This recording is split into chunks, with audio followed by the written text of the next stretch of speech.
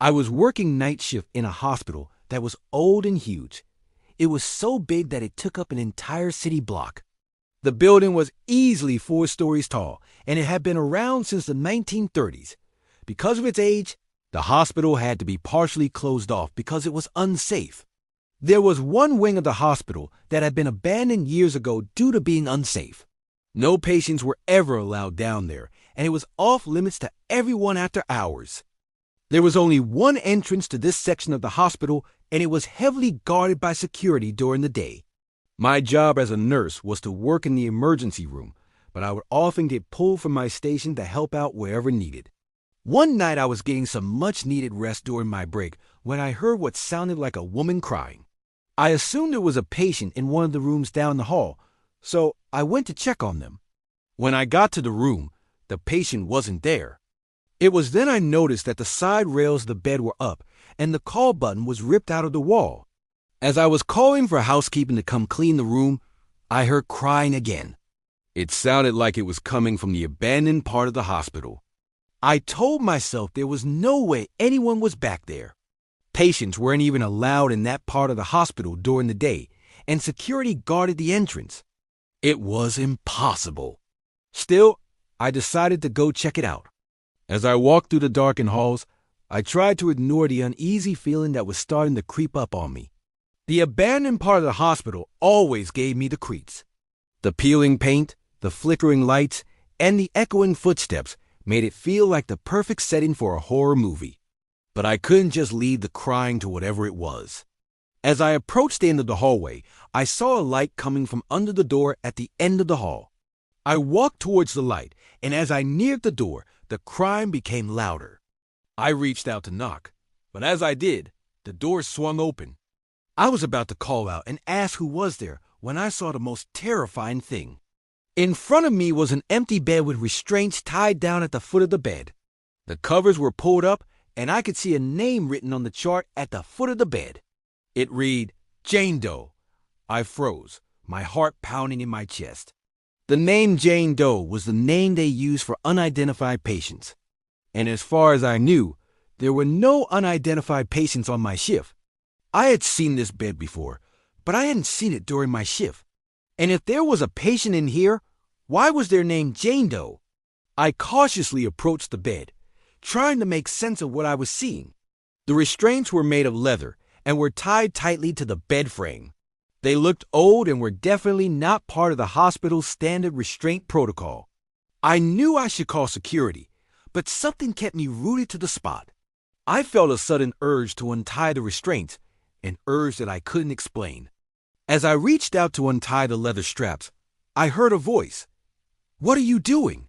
I jumped, spinning around to face the voice. Standing in the doorway was a man in a white coat. His face was pale and his eyes were wide with alarm.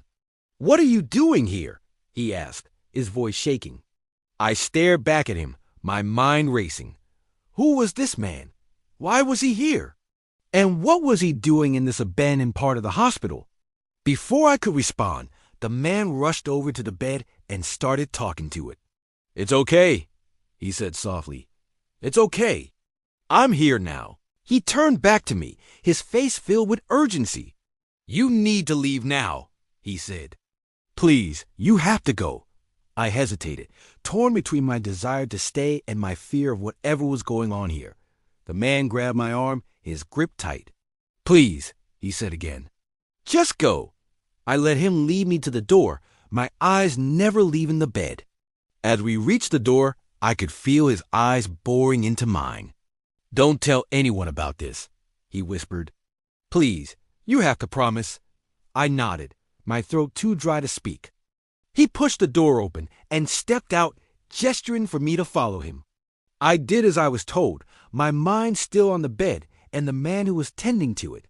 We walked through the deserted halls in silence until we reached my station in the A. The man stopped and turned to me. "Thank you," he said. "I owe you." He paused. "Who are you?" I asked. He looked at me, his face unreadable. "A friend," he said. "Just a friend." With that, he turned and walked away, leaving me with more questions than answers. I tried to shake off the encounter, telling myself it was just a strange and scary coincidence. But as the night wore on, I couldn't help but think about the abandoned wing and the man I had found there. I couldn't understand why I'd felt compelled to untie the restraints or why the man had been so desperate for me to leave.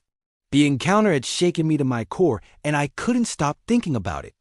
Days turned into weeks, and the memory of the incident began to fade. I tried to put it out of my mind, but I couldn't shake the feeling that something was off.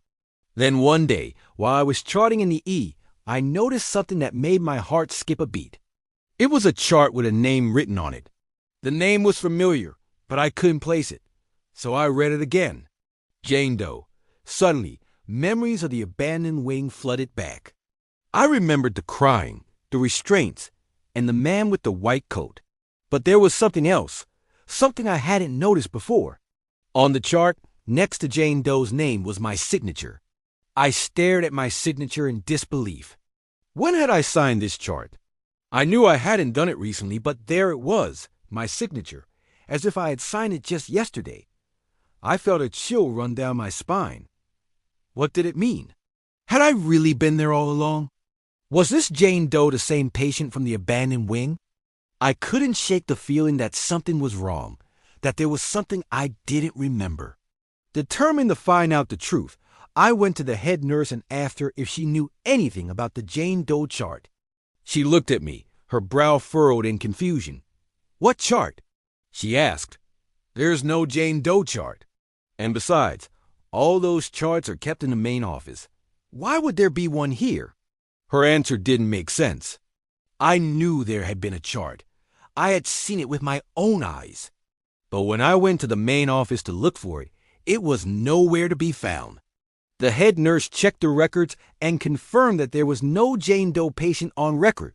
It was as if the patient had never existed.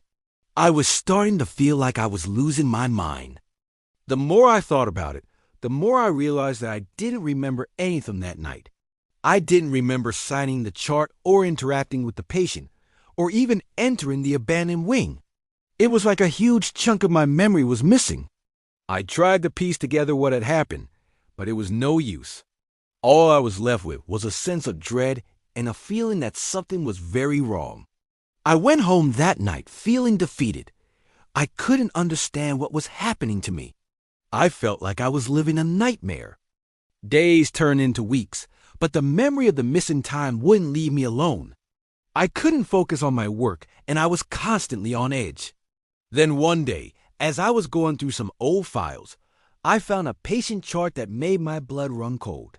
It was the Jane Doe chart from the abandoned wing. As I read through the chart, I realized with a growing sense of horror that the patient was me.